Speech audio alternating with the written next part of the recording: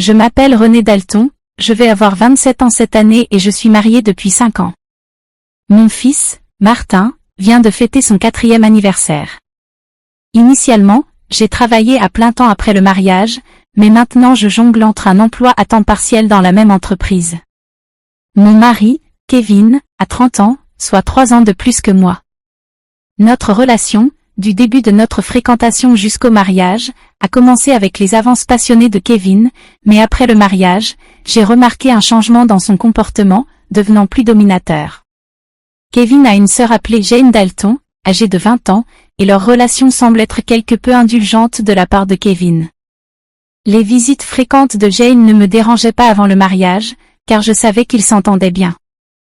Cependant, j'ai commencé à observer des changements dans son comportement après le mariage. Jane apparaît à tout moment sans prévenir et s'attend à être accueillie, mais elle ne montre jamais un signe de reconnaissance. Au lieu de gérer la situation, Kevin s'attend à ce que je réponde à ses demandes. Jane agit comme si j'étais invisible, ne s'adressant qu'à Kevin avec un simple « frère, je suis de nouveau là ».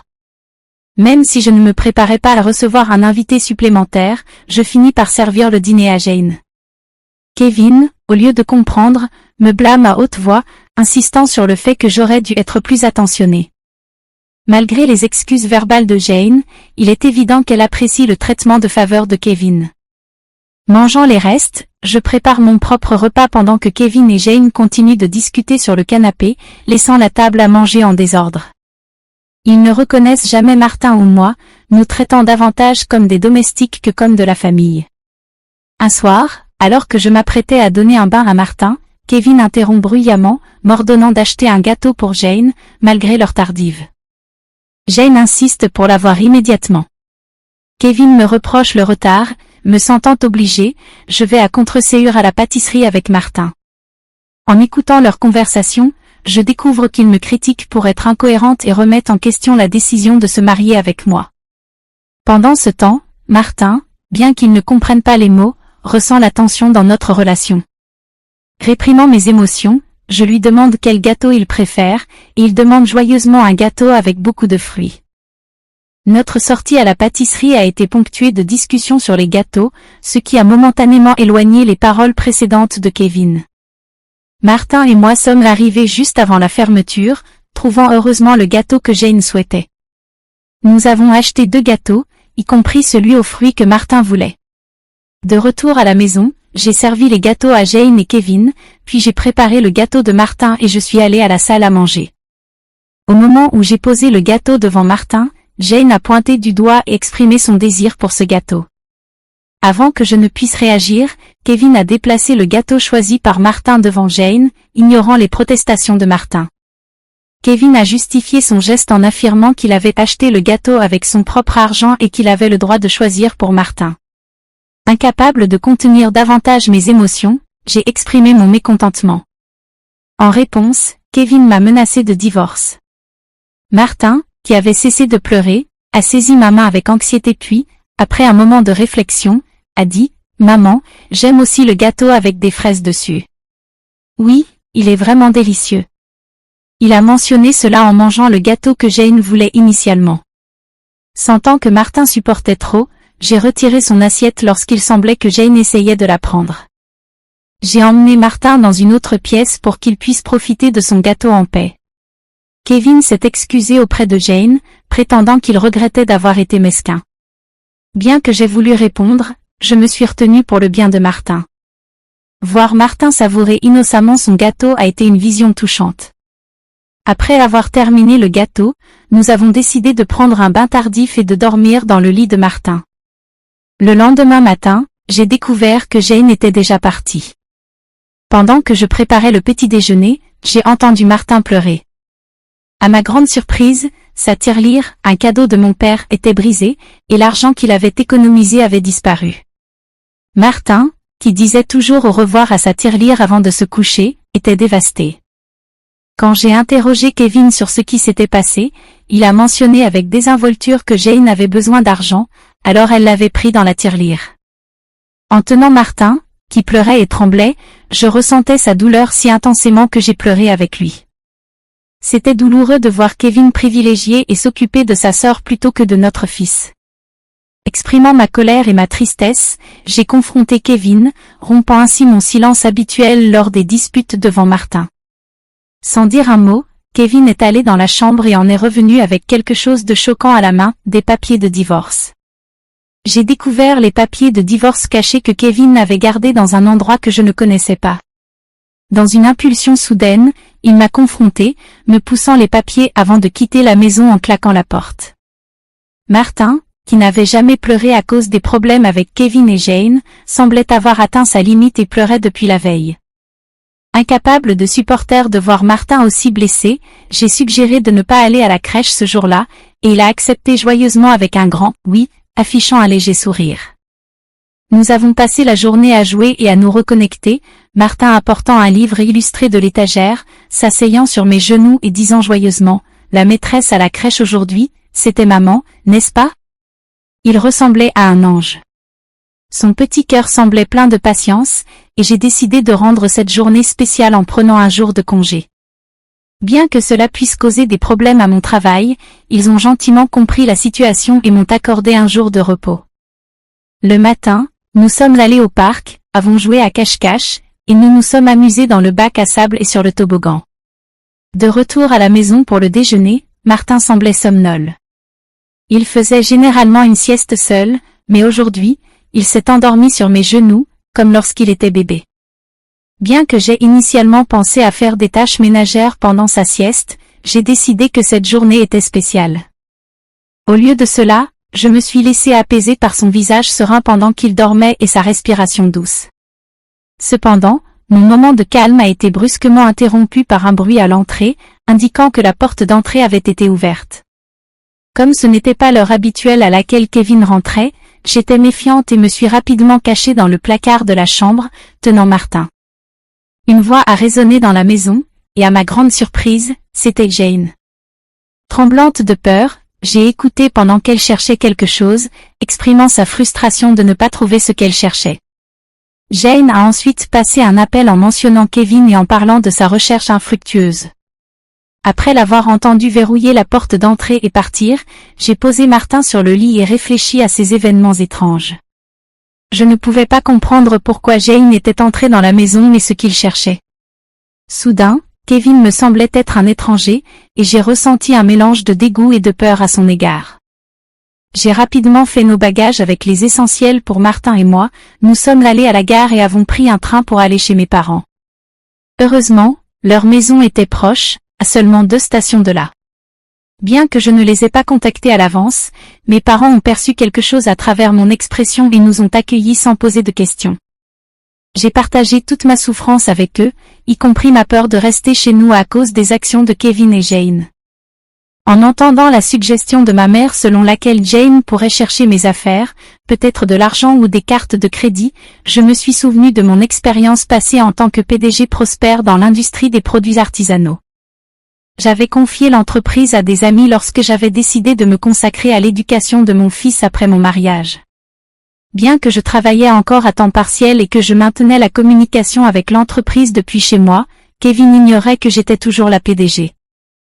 J'ai découvert les papiers de divorce cachés que Kevin avait gardés, suspectant qu'il pensait que j'avais une somme considérable d'économies. Bien que je lui ai mentionné que je recevais encore une aide de l'entreprise, j'ai délibérément gardé les détails sur ma position de PDG et mes économies secrètes.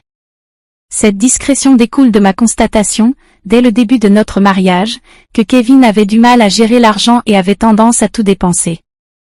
Au début, Kevin ne fournissait que $2000 par mois pour les dépenses alimentaires et m'avait même suggéré de quitter mon travail pour devenir femme au foyer à plein temps. Cependant, avec la pression financière liée à l'éducation de Martin et seulement $200 pour la nourriture, je n'ai jamais accepté de devenir femme au foyer à plein temps. Finalement, il m'a permis à contre-séjour de travailler à temps partiel, et pour s'assurer que je ne pense pas au divorce, il m'a fait signer une renonciation aux biens matrimoniaux par l'intermédiaire d'un avocat. Depuis la naissance de Martin, j'ai utilisé mes économies pour payer les frais de garde et ses vêtements, car je ne recevais que $200 pour la nourriture. Je n'ai jamais demandé de fonds supplémentaires à Kevin en dehors du budget alimentaire, ce qui l'a amené à croire que j'avais des économies. Compte tenu du besoin apparent d'argent de Jane et de la perception de Kevin sur ma situation financière, il pourrait chercher mes cartes de crédit. J'ai un compte d'épargne séparé dédié à Martin, avec une partie de mon salaire déposée directement chaque mois. Malgré leurs recherches, ils ne trouveront pas les cartes de crédit, car je garde toujours mes valeurs sur moi. Cependant, il y a une question inquiétante, Jane pourrait entrer chez nous même lorsque nous ne sommes pas là, et Kevin pourrait lui permettre de le faire. Suivant le conseil de mon père, j'ai décidé de ranger mes valeurs, y compris les cartes de crédit, dans le coffre-fort de mes parents. Alors que je réfléchissais à leurs besoins d'argent, Martin s'est approché de mon père en pleurant à cause de son coffre cassé et de sa promesse de faire des économies déçues. Mon père, irrité par l'histoire de Martin, a promis d'appeler Kevin. Ma mère a suggéré de découvrir leur intention calmement, car la mention du divorce par Kevin pourrait nous faire porter le blâme, rendant le divorce plus avantageux pour lui. Pour déterminer leurs intentions, j'ai décidé d'enregistrer la conversation.